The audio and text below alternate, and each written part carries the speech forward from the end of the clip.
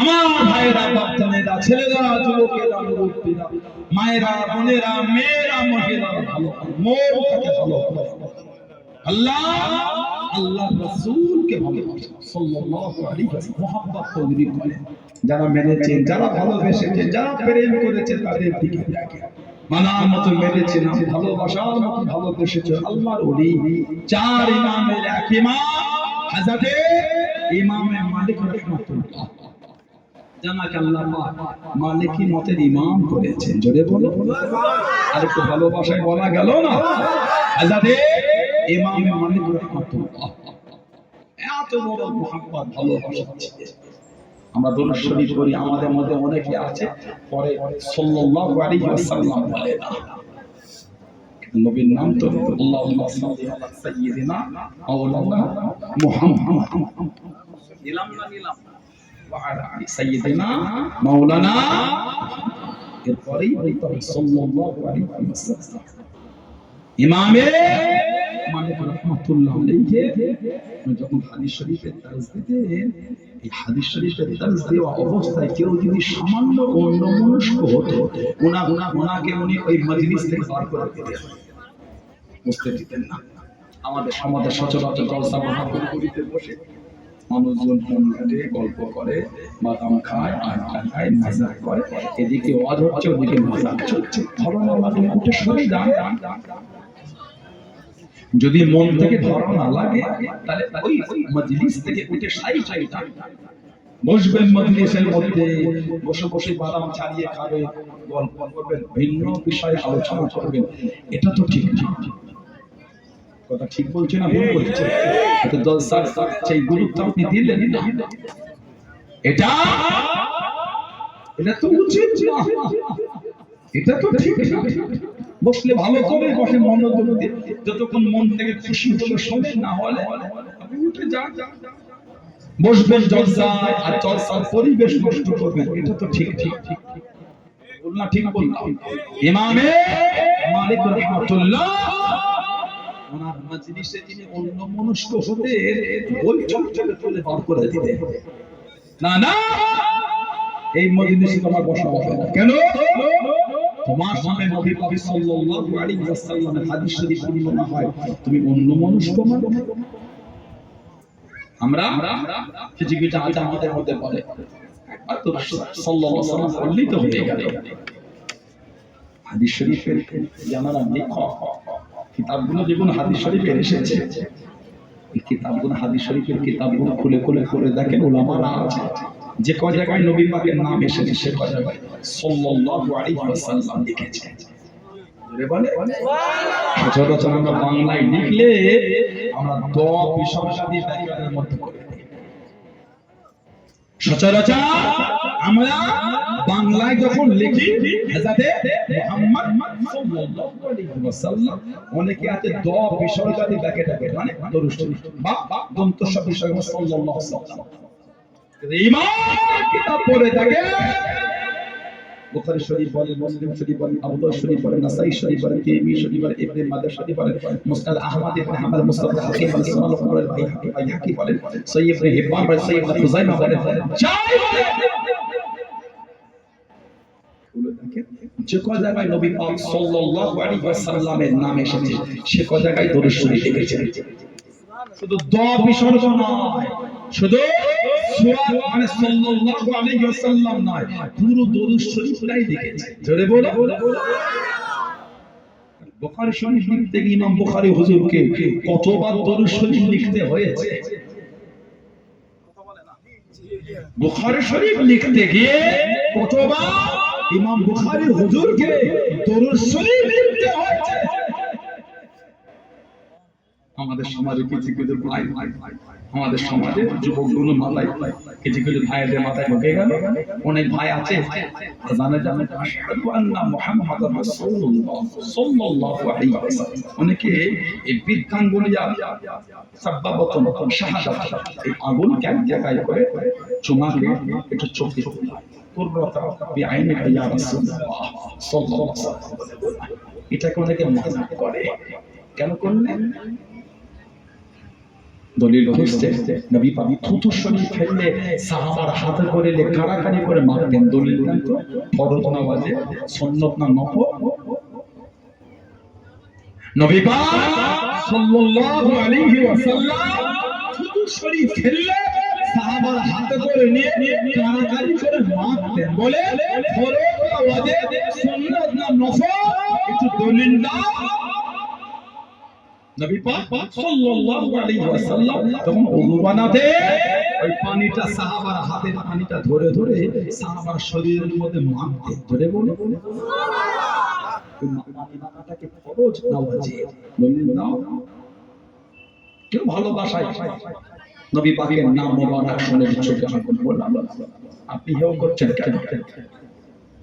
এক শিক্ষিত সমাজের অশিক্ষিত একটু আলোচনার সময় আবার এসেছিল, উনি বলছে নবীর নামে যদি, নবী পাকের নামে যদি এ করতে হয় তার আল্লাহ পাকের নামে কত চুমু খেতে হবে? নবীর নাম বলে সাল্লাল্লাহু আলাইহি ওয়াসাল্লাম বলতে হয়, আল্লাহ পাকের নাম বলে তাহলে কি বলতে হবে?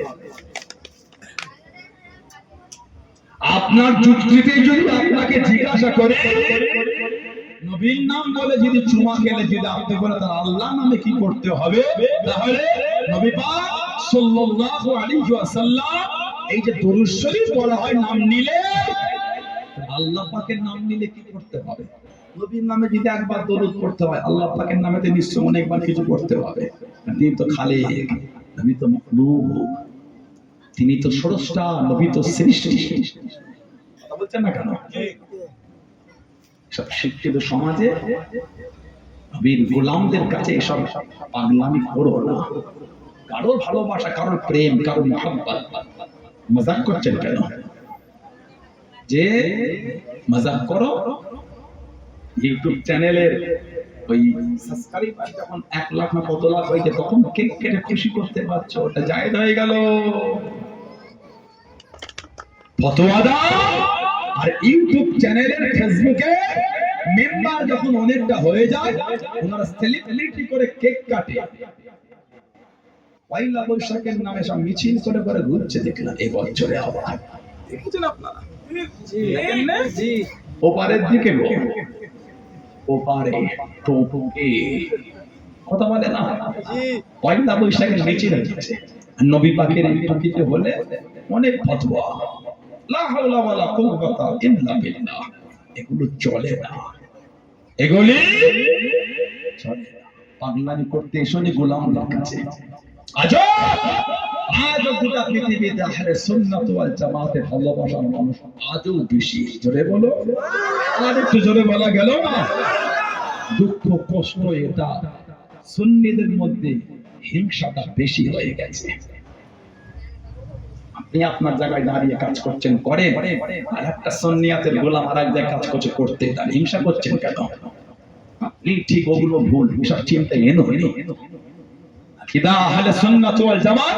জি আলহামদুলিল্লাহ আমরা এক, ঠিক না ভুল? দরবার আলাদা হতে পারে, পীর আলাদা হতে পারে, আকীদা যদি আকীদা আহলে সুন্নাত ওয়াল জামাত, গোটা পৃথিবীতে যত আমরা আছি সবাই আমরা এক। জোরে বলে, চলার ক্ষেত্রে, যাওয়া আসার ক্ষেত্রে দরবার আর পীর ভিন্ন হতে পারে, সুন্নিয়াতের আকীদা তো আমাদের সব একই। বল না, ঠিক বললাম? এগুলো ঝগড়া করো, ভালো ভালো হয়, বারবার ঘাটালে আমাদেরও রাগ ধরে যায়, ঘাটা ওটা বারবার ঘাটালে আমাদেরও কোন ভালোবাসা, মন মানসিকতা কোন ঠিক ঠিক উদার হওয়ার, সুন্নিয়াতের জায়গায় উদার হওয়া। রাস্তা ভিন্ন হতে পারে, চলছে চলে, আমরা আলহামদুলিল্লাহ অন্য রাস্তায় চলে, আমাদের আকীদা আহলে সুন্নাত ওয়াল জামাত। আলহামদুলিল্লাহ, যদি বলুন আলহামদুলিল্লাহ। মুফতি ইরফান আলী সাহেব নিসাবপুর চলে গেলেন, মুফতি শওকত সাহেব সংগ্রামপুর চলে গেলেন, মুফতি আলী আকবর সাহেব চলে গেলেন, মুফতি জিয়াদ আলী সাহেব চলে গেলেন রাহমাহুল্লাহ। সব গুমরাহ, নাম শুনলে ভয় কাঁপতে তো। মুফতি ইরফান আলী সাহেবের নাম শুনলে কাঁপতে হয়, ময়দান ফাঁকা হয়ে যেত। কথা বলছেন না? এই তো পাশে নিশাপুর, সব নওয়াজবিল্লাহ গুমরাহ পথে চললো। জীবনটা আল্লাহ আল্লাহ রাসূলে ভালোবাসায় কাটিয়ে দিয়ে আলহামদুলিল্লাহ ইনশাআল্লাহ জান্নাতে গোলাপ হয়ে শুয়ে আছে। বললেন আল্লাহুম্মা আমিন, জোরে বলেন আলহামদুলিল্লাহ, জোরে বলেন সুবহানাল্লাহ। আহলে সুন্নাত ওয়াল জামাতের জন্য জীবনটাকে বিলীন করে দিয়েছে। অস্বীকার করতে পারবেন আপনারা? এই সমস্ত বড় বড় উলামাদের খিদমত অস্বীকার করতে পারবেন? সাধারণ নিরীহ লোকেদের মধ্যে ঝগড়া কেন লাগাচ্ছেন? মুরিদ দেখছো, মুরিদ আকীদা দেখলে না, মুরিদ দেখছো, মুরিদ আকীদা দেখো নি, আকীদা ঠিক করা খিদমত করে। নিয়ত যদি হক হয়, মানুষের কাছে ভালোবাসার এই প্রভাবটা আল্লাহ পাকের দরবার থেকেই হয়ে যাবে। ওটা খেদমত করতে হয় না। চিন্তা রাখেন হকের খেদমত করব, ইজ্জত আল্লাহ দেবেন। বলুন আলহামদুলিল্লাহ, বলুন আল্লাহুম্মা। আজব আজব পৃথিবীতে মুজাদ্দিদুজ জামান আব্দুল্লাহিল মারুফ মুহাম্মদ আবু বকর সিদ্দিকুল কুরাইশি দাদাফির রাহমাতুল্লাহ আলাইহি সম্মান আল্লাহ পাক আজব গোটা পৃথিবীতে ছড়িয়ে রেখেছেন। বলুন আলহামদুলিল্লাহ। জীবনটা আল্লাহ আল্লাহ রাসূলের ভালোবাসায় কাটিয়ে দিয়েছেন, সম্মান আল্লাহ দিয়েছে। আমার ভাইরা, বাচ্চাদেরা, ছেলেরা, যুবকেরা, মুরব্বিরা, হযরতে ইমাম মালিক রাহমাতুল্লাহ এত উনি নবী পাকের প্রেমের জায়গায় মজবুত ছিলেন, এত কঠোর ছিলেন, যার তার ওয়াজ শুনবেন না, যার তার কথায় যাবেন না। এই সমস্ত ফাসিক, বিয়াদব, গোস্তাকে রাসূলদের পাল্লায় পড়বে না, ঈমান আমল সব ধ্বংস হয়ে যাবে। নবী পাকের প্রেম পেলে যারা মাযাক করে, কেউ যদি ভালোবাসে চোখে চোখে বলে আপনার জ্বলন হচ্ছে কেন? কদিন আগে দেখলাম মুসাফা করে হাতে চুমু খাচ্ছে। ও এখন জায়েজ হয়ে গেল, মুসাফা করে দেখি হাতে চুমু খাচ্ছে, এখন জায়েজ হয়ে গেছে, আগে ছিল না। আমরা খেলে বেদাত, ওনারা খেলে জায়েজ। এই বিচারিতা কিন্তু উম্মতের সাথে ভালো না। ঠিক বললাম না ভুল বললাম? আল্লাহ পাকের ওলি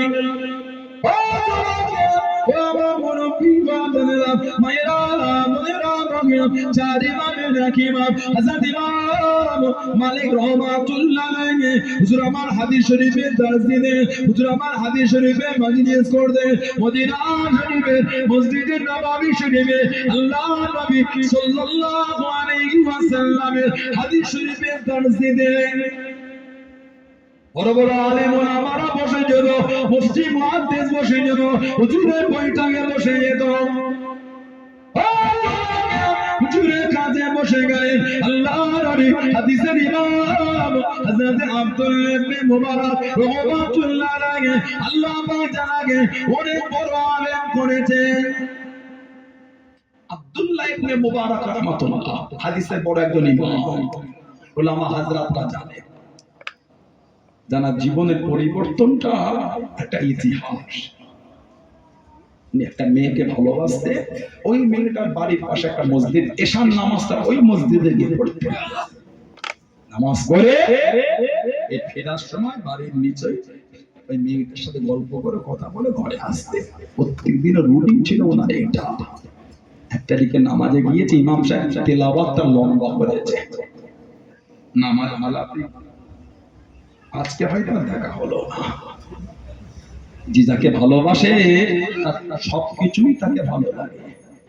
আজকে আর নামাজ শেষ হয়ে গেল, তারা ওর করে বিরক্ত হতে হতে বার হয়ে বাড়ির নিচে এসে দেখছে মেয়েটার বাড়ি আত্মীয় এসেছে, দাঁড়িয়েই আছে দাঁড়িয়েই আছে। আত্মীয় কত প্রশংসা, এত ভিড়ে আসবে কি করে? এত ভিড় আসা সম্ভব না। থাকি যদি একটু সময় পায়, ও কতই না ব্যস্ত আজকে সে, কত রকম প্রশংসা, মজাক।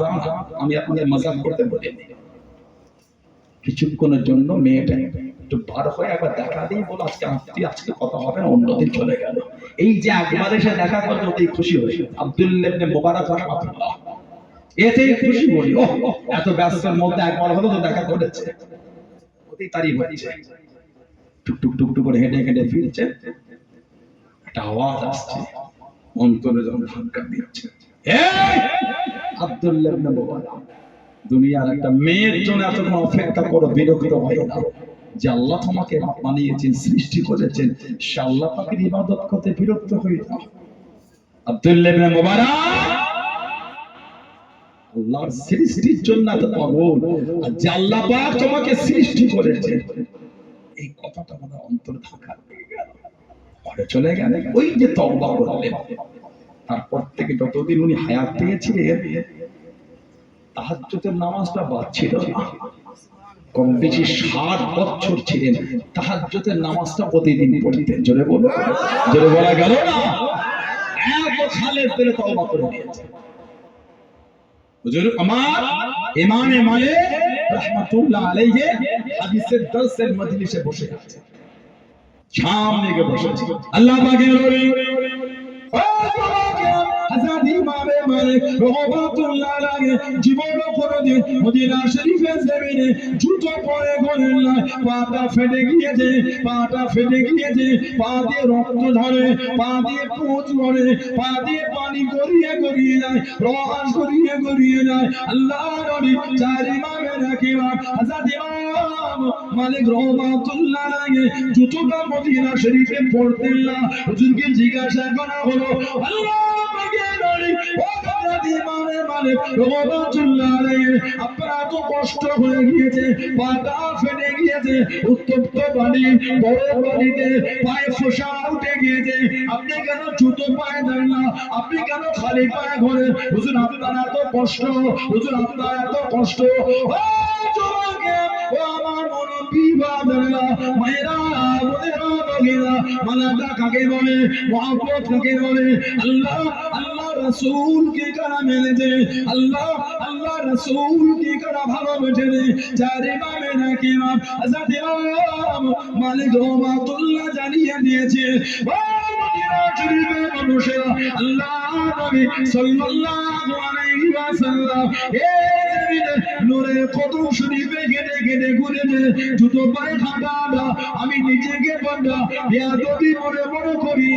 জোরে বলুন সুবহান, আর একটু জোরে বলুন সুবহান। আল্লাহর ওলি চার ইমামের এক ইমাম হাদিস শরীফে দান শুরু করে দিয়ে আল্লাহর নবী সাল্লাল্লাহু আলাইহি ওয়াসাল্লামের হাদিস শরীফে দান দিতে লাগে। আল্লাহর ওলি হযরত আব্দুল্লাহ ইবনে মুবারক রাহমাতুল্লাহ আলাইহি কাছে বসে বসে দেখতে পেলেন চার ইমামের এক ইমাম, চার ইমামের এক ইমাম হযরত ইমাম মালিক রাহমাতুল্লাহ আলাইহি শরীরের রংটা পাল্টে গেল, মুখের কালারটা বদলে গেল, শরীরের রংটা বদলে গেল। আল্লাহ নবী সাল্লাল্লাহু আলাইহি ওয়াসাল্লামের হাদিস শরীফের দাস বন্ধ করলাম, হাদিস শরীফ বন্ধ করলাম, হাদিস শরীফ পড়িয়ে যায়, মুখের মাধুর্য কমলো না, মুখের মিষ্টিতা কমলো না। ও জনকে আমার রং পাল্টে গেল, হাদিস শরীফ বন্ধ করলাম, আমার রং পাল্টে গেল, হাদিস শরীফ বন্ধ করলাম, মজলিস গানা শেষ হয়ে গেল, সবাই উঠে উঠে চলে যায়, সবাই উঠে উঠে চলে যায়। আল্লাহ নবী হযরত আব্দুল্লাহ ইবনে মুবারক রাহমাতুল্লাহ আলাইহি চার ইমামের এক ইমাম হযরত ইমাম মালিক রাহমাতুল্লাহ আলাইহি কাছে দেখি দাঁড়িয়ে গেলেন, সামনে চলে গেলেন। আল্লাহ পাকের ওলি ও হযরত ইমামে মালিক রাহমাতুল্লাহ আলাইহি আমি আপনাকে দেখেছি হুজুর, আমি আপনাকে লক্ষ্য করেছি হুজুর, আপনি যখন আল্লাহ নবী হাদিস শরীফে দর্শ দিচ্ছেন, শরীরের রংটা পাল্টে গেল, মুখের কালার বদলে গেল, মুখের মাধুর্য কমলো না, মুখের মিষ্টিতা কমলো না। কেন হুজুর, কেন? রং পাল্টে গিয়েছিল, মুখের মাধুর্য কমে না। ও তোমাকে চার ইমামের এক ইমাম হযরত ইমাম মালিক রাহমাতুল্লাহ আলাইহি হুজুর আমার জানিয়ে দিন, হুজুর আমার শুনিয়ে দিন। ও মোবারক আমি যখন আল্লাহ নবীর হাদিস শরীফের দাস দিচ্ছিলাম, একটা বিছে আমাকে দংশন করছিল, একটা বিছে আমাকে কামড় দিচ্ছিল, এত জ্বালা এত যন্ত্রণা সহ্য করতে পারছিলাম না, সইতে পারছিলাম না। আমি ইমামে মালিক আল্লাহ নবীর সাল্লাল্লাহু আলাইহি ওয়াসাল্লামের হাদিস শরীফের দাস দিলাই, হাদিস শরীফ যদি বন্ধ করে দিই কতটা বেয়াদবি হয়ে যাবে, কতটা আদবের খেলাফ হয়ে যাবে। বিশেষ কামড় সহ্য করেছি, আল্লাহ নবী সাল্লাল্লাহু আলাইহি ওয়াসাল্লামের হাদিস শরীফ বন্ধ করি না। জোরে বলুন সুবহান, আর একটু জোরে বলুন সুবহান।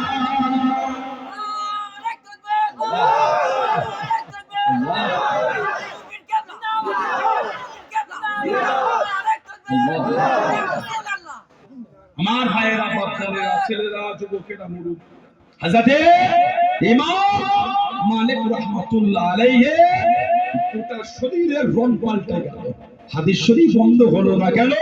নবী পাক সাল্লাল্লাহু আলাইহি ওয়াসাল্লাম নূরে জামান শরীফের আলোচনা করছে, বন্ধ করে দিন আদবের খেলা, পিচের কামড় সহ্য করব, হাদিস শরীফ বন্ধ করব না। জোরে বলো, 16 বার পিচের কামড় সহ্য করেছে।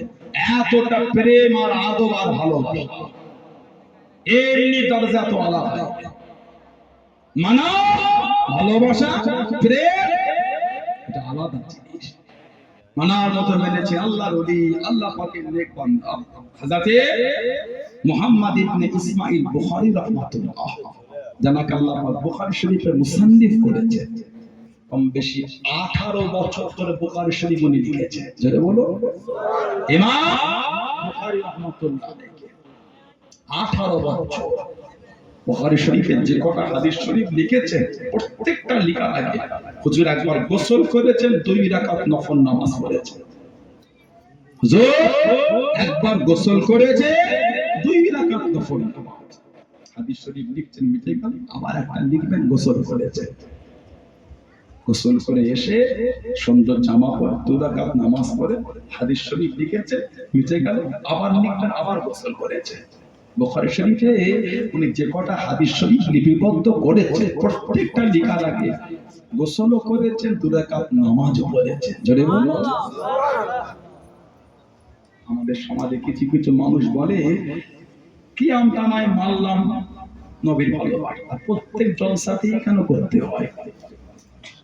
কিন্তু জরুরি মনে করা হয়ে গেল না? একটু তাকিদটা বেশি দেওয়া হয়ে গেল না? ইমাম বুখারী হুজুর প্রত্যেক হাদিস শরীফ লেখার আগে গোসল, তাহলে কি হাদিস শরীফ লেখার হুকুম ওটা উনি মনে করেন না? ওনার বিরুদ্ধে ফতোয়া দিবে, বুঝতে পারেন না? সব হবে নবীর প্রেমের কিছু করলে একটু জলর লেগে যায়, এটা আমার কি হয়ে গেল, ঠিক না। নবীকে ভালোবাসবে না তো কাকে ভালোবাসবে? কিয়ামতে কে টেনে জান্নাতে নিয়ে যাবে? নবী তো নিয়ে যাবে। জোরে বলো, আর একটু জোরে বলা গেল। কিয়ামত সব ফতোয়ারা হয়ে যাবে, দেওয়ানা হয়ে যাবে, সব দল বেঁধে নবী আদম আলাইহিস সালামের কাছে যাবে। আয় হযরত নবী আদম আলাইহিস সালাম, এটা আমাদের জন্য আল্লাহ তাআলা সুপারিশ করে, ইযহাবু ইলা গায়রি, উনি বলেন অন্যজনের কাছে যাও, আমি করব না। ঘুরে ঘুরে ঘুরে ঘুরে হযরত ঈসা আলাইহিস সালামের কাছে আসেন। হুজুরের চেয়েছেন ইযহাব ইলা গায়রি, ইযহাব মুহাম্মদ সাল্লাল্লাহু আলাইহি ওয়াসাল্লাম। হাদিস শরীফে এসেছে, সিয়াসিয়াতের কিতাবে এসেছে, হাসরবাসীরা ঘুরে ঘুরে নবী পাকের কাছে যখন আসবে, আমার নবী ডাকবেন আর বলে আনা লাহা আনা লাহা আনা লাহা, এসো আমার কাছে এসো, আমি তোমাদের জন্য আল্লাহর দরবারে সুপারিশি শাফাআত করে দিই। জোরে বলুন না সুবহানাল্লাহ। আমার নবীকে মাকামে মাহমুদের সিজদায় করে, মাকামে মাহমুদ শাফাআতের জায়গা। আব্দুল্লাহ ইবনে আব্বাস মাকামে মাহমুদ, মাকামে শাফাআত, এই জায়গাটা হলো শাফাআতের জায়গা। আমার নবী মাকামে মাহমুদের সিজদায় পড়ে জার জার হয়ে কিয়ামতে কাঁদবেন, চোখের পানি ফেলে ফেলে কাঁদবেন। আল্লাহ পাক আমার নবীকে বলে, হাবিব কি ব্যাপার কাঁদেন? আল্লাহ আমার উম্মত, আল্লাহ আমার গুনাহগার উম্মত, আল্লাহ আমার উম্মত। আমার আল্লাহ পাক বলবে, হাবিব ইরফা রাসাক ইয়া মুহাম্মদ, বলুন না সুবহানাল্লাহ। ইরফা রাসাক ইয়া মুহাম্মদ, হাবিব সিজদা থেকে মাথাটা উঠিয়ে, হাবিব সিজদা থেকে মাথাটা তোলে। আজ কিয়ামতের ময়দানে আপনি কাঁদবেন, হাবিব কেন কাঁদেন? আল্লাহ আমার গুনাহগার উম্মত উম্মতি, আল্লাহ ওরা জাহান্নামে চলে যাবে, আল্লাহ ওরা জাহান্নামে চলে যাবে। আল্লাহ আল্লাহ ওদের মাফ করে দেন, আল্লাহ আল্লাহ ওদের মাফ করে দেন, আল্লাহ ওদের মাফ করে দেন। আমার আল্লাহ পাক আমার নবী পাক সাল্লাল্লাহু আলাইহি ওয়াসাল্লাম বলে, হাবিব ইরফা রাসাক ইয়া মুহাম্মদ সাল্লাল্লাহু আলাইহি ওয়াসাল্লাম। আল্লাহ পাকের নবী সিজদা থেকে মাথা তুলবেন, আল্লাহ পাক বলে, হাবিব আপনি আমার কাছে ওদের জন্য সুপারিশ করেন, আমি আল্লাহ আপনার সুপারিশকে কবুল করে আমি আল্লাহ আপনার উম্মত উম্মতিদের করে আমি আল্লাহ নাজাত দিয়ে দেবো। জোরে বলো, আর একটু জোরে বলা গেল না? কিয়ামতের নবী আমাদের জন্য কাঁদবেন, কিয়ামতের নবী আমাদের জন্য কেঁদে কেঁদে সিজদায় পড়ে আমাদের নাজাতের জন্য কাঁদবেন। ও যুবক, সেই নবীর প্রেমের কিছু করতে কেন কষ্ট হয় তোমার? সেই নবীর ভালোবাসায় কিছু করতে কেন দুঃখ হয় তোমার? আমার সাথে আপনার মনোমালিন্য রেখে দেন, নবীর সাথে আবার কিসের?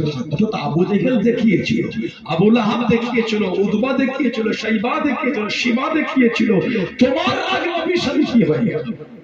তুমি তো উম্মত আমার নবী, তুমি তো গোলাম আমার নবী, নবীর সাথে আবু জেহেল দেখিয়েছে, তুমি নবীর সাথে কি রাগ দেখাচ্ছ? তুমি কি আবু জেহেলের তলে? না না, আমি তো নবীকে ভালোবাসি, ভালোবাসা তো রাগ দেখাচ্ছ কেন? আশা হয় না, আশা লাগে না, মন হয় না, মনে চাই না কিয়ামতে নবীর শাফাআত নিয়ে নবীর সাথেই জান্নাতে যাব? আশা পাই না? বলুন আল্লাহুম্মা আমিন, বলেন আল্লাহুম্মা আমিন। মুস্তাফিজ হাকিম এসে আমার নবী বলে, ইন্না আউওয়ালা মা দুখুলুল জান্নাহ, নিশ্চয়ই জান্নাতে সর্বপ্রথম প্রবেশ করবে আমাদের নবী বলেছেন আনা। আমাদের নবী বলে নিশ্চয়ই জান্নাতে সর্বপ্রথম আমি নবী সাল্লাল্লাহু আলাইহি ওয়াসাল্লাম কিয়ামতে জান্নাতে যাওয়া। জোরে বলো। তারপরে ফাতিমা ওয়াল হাসান ওয়াল হুসাইন রাদিয়াল্লাহু আনহুম আজমাইন, শেরে খোদা মাওলা আলী রাদিয়াল্লাহু আনহু বলছেন, কুলতু ইয়া রাসূলুল্লাহ সাল্লাল্লাহু আলাইহি ওয়াসাল্লাম মুহিব্বুনা, হুজুর ভালোবাসার লোকগুলো কোথায় যাবে? হুজুর প্রেম করার মানুষগুলো কোথায় যাবে? ভালোবাসা। আমার নবী বলেছেন আলী ওয়াল আমি উবরাইকুম, আলী ভালোবাসার লোক আমাদের পিছনে পিছনে আল্লাহর জান্নাতে যাবে। জোরে বলো, আর একটু জোরে বলা গেল না? হুজুর নবীর কাতারে মিলে জান্নাতের আশা লাগে না? নবীর কাতারে মিলে জান্নাতের আশা হয় না? তাহলে মুস্তাকে রাসূলের ভিডিও তোমার ফোনে জায়গা পেল কি করে? নবীর দুশমনের ভিডিও তোমার ফোনে জায়গা পেল কি করে? নবীর দুশমনদের জলসায় তুমি এসে বসলে কি করে? নবীর দুশমনদের আলোচনাটা তুমি শুনলে কি করে? ওটা তো আমার রাসূলের দুশমন, ওই যে আমার নবীর সাথে বিয়াদবি করে। নাউজুবিল্লাহ বলে, আস্তাগফিরুল্লাহ বললেন না? হযরতে ইমাম বুখারী রাহমাতুল্লাহ যে রাতে উনি ইন্তেকাল হয়েছিলেন, ওই রাতে স্বপ্নে ওনার খাদেম দেখছেন সরকারে দো আলম সাল্লাল্লাহু আলাইহি ওয়াসাল্লাম সাহাবাদের নিয়ে দাঁড়িয়ে আছে, কি যেন অপেক্ষা। হুজুর আমার নবী হেসে হেসে বললেন, আমার খাস উম্মতকে নব বলে। ওই খাস উম্মতটা ছিলেন হযরত মুহাম্মদ ইবনে ইসমাঈল বুখারী রাহমাতুল্লাহ আলাইহি। জোরে বলে সুবহানাল্লাহ। এত দিনের জন্য খেদমত দিয়েছে, দিনের পর দিন সপ্তাহ পর সপ্তাহ হেঁটে হেঁটে চলে গিয়েছেন নবী পাকের হাদিস শরীফকে সুন্দর করে সংরক্ষণ করে রাখার জন্য। হাদিস শরীফ নবী পাক সাল্লাল্লাহু আলাইহি ওয়াসাল্লামের নূরে জবান শরীফের বয়ানটাকে সুন্দর করে সম্মান দিয়ে রাখার জন্য হেঁটে হেঁটে সপ্তাহ পর সপ্তাহ গিয়েছে। সফরে বার হলে সফর পানি জাহাজে সফরে যা, বোটে উঠে, স্টিমারে উঠে, জাহাজে উঠে, গোটা বোট ভর্তি লোক হুজুরের কাছে আশরাফি স্বর্ণ মুদ্রা, কোন বর্ণনা 1000, কোন বর্ণনা 500 সুন্দর করে গচ্ছিত করে রেখেছে। একজন যুবক থেকে সন্দেহ হয়েছে, নিবার আশা হয়েছে, যদি ছিনাতে পেরেছে। এই চিন্তায় বোঝে আমার আশরাফি হারিয়ে গেল, চুরি হলো, সব বোটে খোঁজা হচ্ছে। ইমাম বুখারী হুজুরের কাছে গিয়ে খুঁজছে, হুজুরের কাছেও পাচ্ছে না। জোরে বলে, জোরে বলা গেল না? বললেন আলহামদুলিল্লাহ। সব জায়গায় খোঁজা হচ্ছে, হুজুরের কাছে খুঁজছে, হুজুরের কাছে নেই। কিন্তু যুবকটা দেখে যে হুজুর এটা তুলেছে, হুজুর ওটা কি তুলেছেন দেখেছে, কিন্তু পাচ্ছে না, কিন্তু ওটা দেখতে পাচ্ছে না।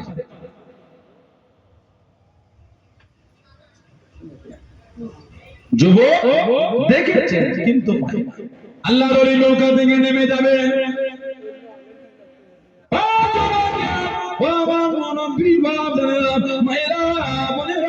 দিলাম আল্লাহ নবী হযরত ইমাম বুখারী রাহমাতুল্লাহ আলাইহি হুজুর আমার বোর্ড থেকে নেমে যাবে যুবক ছেলে কাছে গেলে যুবক ছেলে পাশে গেলে আল্লাহ হুজুর বিয়াদি ইমাম শোনো আমি আপনাকে দেখেছি বলো আপনার কাছে চলো কাশাফি দেখেছি স্বর্ণ মুদ্রা দেখেছি হুজুর আপনি কোথায় লুকিয়ে দিয়েন হুজুর আপনি কোথায় লুকিয়ে দিয়েন আল্লাহর নবীকে জিজ্ঞাসা করে আল্লাহর নবী জানিয়ে দেন আল্লাহর নবী শুনিয়ে দেন ও বাবা চলো আমি মুহাম্মদ ইবনে ইসমাঈল আমার আশরাফিকা সমুদ্র পানিতে ফেলে দিয়েছি হুজুর আপনার কি কষ্ট হলো না হুজুর আপনার কি দুঃখ লাগলো না টাকাটা তো আপনার টাকা টাকাটা তো আপনার টাকা হুজুর আমার জানিয়ে দেন ও বাবা চলো আমি জানি টাকাটা আমার টাকা আশরাফিটা আমার আশরাফি আজকে দিনে যদি বেঁধে বাবা লোকে আমাকে চোর বলতো আমি মুহাম্মদ ইবনে ইসমাঈল বুখারী আল্লাহ নবী সাল্লাল্লাহু আলাইহি ওয়াসাল্লামের হাদিস শরীফ গুলোকে দুনিয়া ঘুরে ঘুরে জড়ো করেছি ওগুলোকে আর মানবে না ওগুলোকে আর নেবে না চোরের সংগ্রহ করা হাদিস মানা যাবে না চোরের জোগাড় করা হাদিস নেওয়া যাবে না ও বাবা তোমার কাছে আশরাফি দামেজি আমি মুহাম্মদ ইবনে ইসমাঈল বুখারী আমার কাছে আল্লাহ নবীর হাদিস শরীফের জোরখানা বেশি জনে বলুন সুবহানাল্লাহ আরেকটু জনে বলুন সুবহানাল্লাহ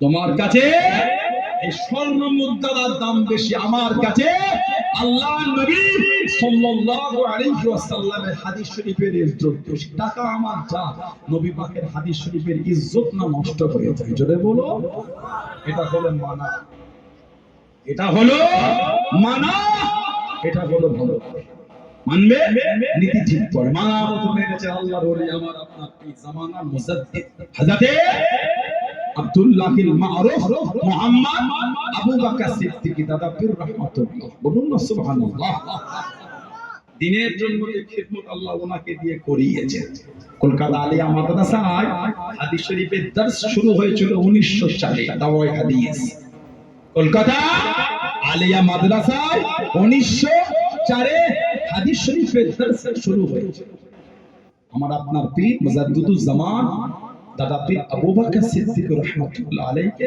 1902 এ কলকাতা ঘাসপট্টি মসজিদ শামসুল উলামা হযরত শফিউল্লাহ রাহমাতুল্লাহকে 20 টাকা বেতন দিয়ে উনি নিযুক্ত করে দিলেন 1902 এ হাদিস শরীফের দর্স দেওয়ার জন্য মাঝে মাঝে মুজাদ্দিদুজ জামান রাহমাতুল্লাহ আলাইহি নিজেও হাদিস শরীফের দর্স দিতেন আল্লাহর ওলি মুফতি আযম হযরত মির্জা হুজুর আবু জাফর সিদ্দিক রাহমাতুল্লাহ আলাইহি মুজাদ্দিদুজ জামানের কাছে বসে বসে 20টা হাদিস শরীফের কিতাবের সনদ পেয়েছিলেন জোরে বলুন না সুবহানাল্লাহ কলকাতা আলিয়া মাদ্রাসায় হাদিস শরীফের দর্স শুরু হওয়ার 2 বছর আগে দাদা হুজুর কেবলা কলকাতায় হাদিস শরীফের দর্সের ক্লাস শুরু করে দিয়েছিলেন জোরে বলা গেল না দিনের জন্য কম বেশি 2100 মাদ্রাসার মসজিদ দাদা হুজুর কেবলা করেছে জোরে বলে আর জোরে বলা গেল না দাদা হুজুর রহমাতুল্লাহ নারে তাকবীর